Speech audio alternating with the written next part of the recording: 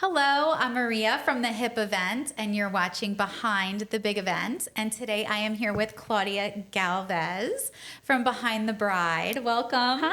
Hi. I'm so excited to talk to you. And tell us about your business. First, tell us what you do. Sure. So I own Behind the Bride. I do bridal hair and makeup. Yes. I have been doing bridal hair since I first started hair. Okay. Which has been over 10 years. And I've always liked makeup, but I've never really was like, oh, maybe it's something I should do. And within the past year and a half, I was like, let me just dive into it. And I've been doing bridal hair and makeup. So, I love yeah. that. So you're kind of like a one-stop shop for a bride. Yeah. Okay. Which honestly, it's nice because some brides are like, I don't want two people. Like, can we just have one person do everything? Right. And not for nothing. Like, I had some brides who were like, oh, like, I think I just want one person to do both so I'm not like overwhelmed the morning of, which I totally get. Sure. So I was like, let's try it. I was like, if I don't like it, I don't have to do it. I'll just Right. stick to hair. And I loved it. I love Yeah. that. Okay. So tell us, so if the bridal party is more than obviously just the bride, Yeah. you're also bringing I a do. team. So I have a great team. I work with a lot of girls who, you know, are all freelance.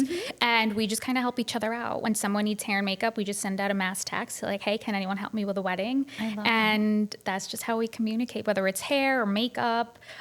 It's just nice to have that support of like, hey, is anyone available to help? Sure. Yeah. Sure. And I love that. It's like about your village, right? And we talked a little, or we were chit-chatting before, and we're talking about, you know, that village Yeah. and like the reason you started your business Yeah. was to kind of free up your time. Yeah, so I have two beautiful girls, and it's just so hard working like a regular 9 to 5 when you have kids. And it just got really difficult for me once they started school, and it was like I had to ask for permission to go see events at school, and hey, I need the day off for this, or hey, this one's sick. And it was just like, I don't want to be asking for days off. Like, I'm their mom. Like, I want to be there whenever they need it. Sure. And I was just like, I can totally relate to that. yeah, I told my husband, I was like, I want to start my own thing. And he Sure. was very supportive, and he was like, go for it.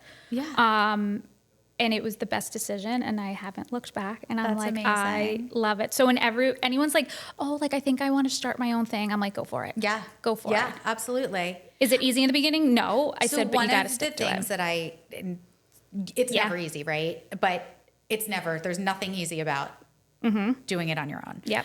But one of the things I always say, there's something special that comes with starting something from nothing and all that goes into that. Yep. And, you know, it takes a certain kind of person to be able to do that. So I think that anybody that starts a business should be recognized for that. Absolutely. Yeah. So congratulations. Yeah, thank you. So tell us a little bit about your process. Like, how is a bride finding you? Yeah, And then so take us through, what does that look I feel like most of my brides find me through Instagram. Okay. My Instagram is behind.the.bride. So most of my bookings are straight through there. I do have the website, which is behindthebride.me. Yes. And all my work is showcased on there. I am also on Wedding Wire. Okay. Where I've won Couples Choice Awards 3 years in a row. Congratulations. Which is amazing. And yeah, whenever they reach, I have like an inquiry form. You could just fill it out. It sends me all the details. Great. And whether I'm available or not, like I'll reach out Yeah. and say, hey, I can take it, send you over package info. Yes. And if I'm not, I never just say, no, I'm not available. I will, and you can ask any person who's emailed me, I'll send you a list of, hey, reach out to all of these girls. They might have availability for Oh my you. gosh. I'm not available. And I'm I sorry. think that's so important because, again, Yeah. it goes back to your village. Yeah. You help someone, they're going to help you out. And everybody is, you know, in this to, you know, take care of their family or create a better lifestyle It's just for so themselves. important. It's- Like, I just feel like you really do build like a close friendship with all of these people. Yes. And I'm never one to not refer out. Like, I'm like, reach out to these girls. You'll be in the best hands. Yes. So we worked together on one of my favorite brides of 2024. And she was so amazing. I She love was her. the sweetest bride. Isn't she the greatest? They're all the great. I was gonna say, I love all of my They were brides. such. Yeah. That was a big job. It was a backyard wedding. Yes. I didn't get to spend a lot of time with you that day, but I just saw all the magic happening. It was her and her sisters Yep. and her mom. And, you know, just tell us a little bit about, how did she find you? I think she found me through Instagram. Okay, she did. Okay. Yes. Because again, I just think it's the nature of their family because they're such great Yep. people. But I just watched like the connection that you guys all had, and I love that. Honestly, I feel like, and I'm sure you can agree to this, like the minute someone reaches out to you, you can get their vibe and you Yeah. can feel it out. Yeah. The minute she emailed me, like you could just tell, like she was just kind of like, I'll go with the flow. I'm really chill. Like I love it. Like she was just so relaxed and she just kind of put all her trust in Yeah. everything I did. And it was funny because like we did a trial and I could just tell. I was like, oh, I love her. I love her already. Yeah. Yeah. So it was really great. So tell us a little bit about trends you're seeing right now for hair and makeup. So everything's very natural. It's almost like less makeup is better. Yeah. As I said here with red lipstick on. Right. But that's besides the point. Mine went away while I was driving No, here. it's which is great. weird. But I'm like the opposite of that today. But yeah, it's funny because I feel like they're either gonna go more for like that bride we did. She was very loose, natural. Yeah. Which I love. Like it's just like effortless. And I feel like more brides are comfortable in their own skin and they're like less makeup, minimal hair, like make me look done for my wedding, but I want to still look and feel like myself. Yes. Yeah. And I think it's so reminiscent of that day. That's really what it was about. So one of the things that as a planner, we're always focused on timeline. Yeah. So talk to me a little bit about your timeline. So my timeline isn't set until we hear back from the photographer. Okay. I always say, what time is the photographer walking in the door? Like, what time does he want you ready? Because you can tell me your ceremony's at 4, but the photographer might want you done at 1 o'clock because that's when pictures are going to be done before. So as soon as I get a timeline from the photographer, that's when I was like, okay, if he needs you done by 1, I'll have you done by 12:30. And then that's just kind of like where we start. So a lot of the times I'll tell the bride, this is how much time I need per person. This is how much time I'll need for the bride. And they'll send me a timeline of who they want me to do or who they want my other girls to do. If not, once I have the set number of girls that are going to have hair and makeup done, I will send over my timeline. I said, this is how I want everyone scheduled that day. Got it. So piggybacking on timeline. Yeah. Tell us, so you're going to wait for the photographer's timeline. One of the, we start getting timeline questions literally, it could be, a year before the wedding. They want to talk about timeline. I know we can't do that. Yep. But as far as like timing, how far in advance from the photographer do you want that timeline? I guess it would depend on when they're booking, but at least, and I'm crazy because I'm so crazy about my schedule. I like it like 3 to 6 months ahead. Okay, so you will work that far in advance. I love that. I do. And just because too, a lot of the stylists I work with are freelance. Sure. So sometimes they'll have work after. Sure. So it's nice to say, okay, we should be done here at 12:30, but then, we're out in Jersey and you got to drive out somewhere else. So they have an idea of what time they can take their next client if they're working after that wedding's done. Got it. Yeah. So obviously a wedding day is super high emotion. So talk to us a little bit. How do you keep, and you're with them, like you're in their face. Like, so talk to us a little bit about how do you keep the calm for them that day? The day of, I feel like the day of the trial, we've been talking to these brides for at least a year already because they book us so far in advance that you kind of get a feel and you really get to know them the day of the trial. They tell you a little bit about themselves, about, whether it be mom, dad, mother-in-law, friends, family.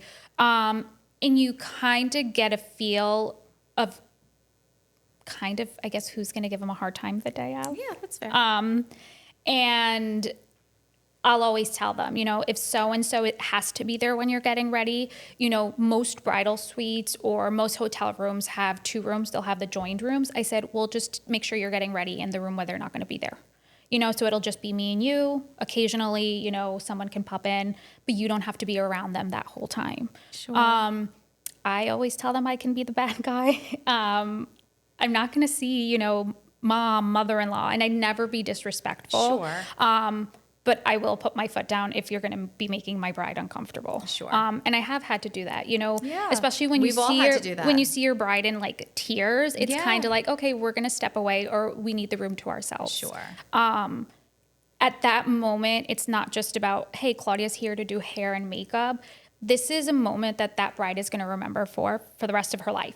You know, so it's like, I just want to make sure that she is comfortable. Right. And even if I'm not going to be the one to like, hey, I'll go get her maid of honor or her sister, or like, I know someone, you can tell who their right hand is that morning. Sure. And I'm like, maybe you should go for a walk with her. Yeah. You know, just have her take a deep breath. And it's just kind of just being the mean guy. Right. You know, just to make I always sure say she. it's like good cop, bad cop. Yeah. Right. You just kind of have to Yeah. be that line of defense. Yeah. if And no it's matter needed. how we're feeling in the moment, you know, we got to fake it. Like, So, yeah, I mean, just kind of talking about that, but, you know, from a planner side, Mm-hmm. you know, we start talking to them and right off the bat, it's, hey, this is the family dynamic. yep.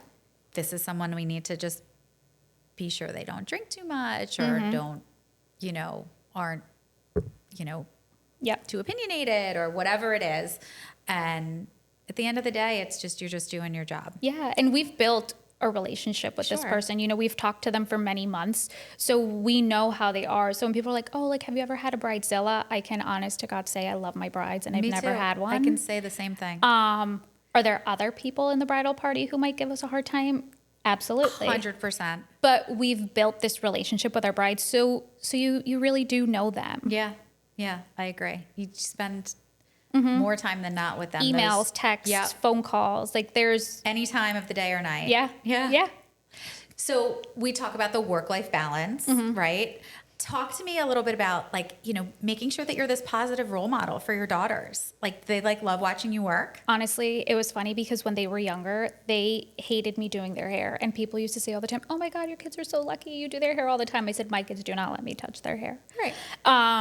But now it's the total opposite. Like they see me doing something new, using a new hair product, and they're like, ooh, I want that. Like my kids literally go to my salon and think it's like a shopping place. Like they take, oh, we don't have this at home. Oh, can I have this? Oh, I want this. And it's just nice because they see mom's always working, but they know mom always makes time for them. Yes. So it's just exciting. Like, and you know, like my youngest, she'll go to the salon with me sometimes and she knows my clients. Yeah. So it's just so nice. She'll be like, oh, who are you doing today? Do I know her? Like, so it's just so nice. And my oldest, not so much. I don't think she wants to do hair or makeup. Okay. But my little one, like she talks about it and she's like, I think I want to do hair, you know, I think I want to do makeup. And it's just nice. For them, like I've heard them say, They see like, you. yeah. So like my oldest, she's got all her friends doing like her sweet 16s, and she's like, my mom could do your hair and makeup. Like, oh, I know who could do your hair, or like, oh, my mom does this, and it's just so sweet to be like I've heard them tell their friends, my mom has her own business. Like one of them's like my oldest, she's like, I don't know what I want to do, but I want to have my own business like my mom. Like, so it's just, it's nice. I love that. Yeah. That's great. So I know one of the things that is probably a huge question for you is like, how should they come prepared for the day of? Yeah, so I usually send out like a detailed list of what needs to be done. You know, come in with a clean face. Hair definitely needs to be washed the night before. It sounds crazy, but I say thoroughly like wash your hair, 2 to 3 really good shampoos, and skip the conditioner. Okay. And they're like, what do you mean no conditioner? But just because I'm already putting so much product in your hair Sure. that the conditioner is going to weigh it down. So I always say no conditioner. There's only so much dry shampoo can do the morning of. And if you really want that style to hold, like I really suggest really washing it the night before, never the morning of, because then it gets so staticky. Right. But the night before is like ideal. Okay. Yeah. That's a great tip. Yeah. Oh my gosh. So, okay. So tell us a little bit about where people can find you. So I have my Instagram, Okay. which is behind the bride. So it's behind.the.bride. Okay. That's my Instagram. You can find me on Wedding Wired in Google, just behind the bride. I'm in Scarsdale, New York, Okay. and behindthebride.me. Fantastic. Well, thank you so much for Thank you being for having me. here. I am so excited to work with you next. So for more on Behind the Big Event, go to thehipevent.com.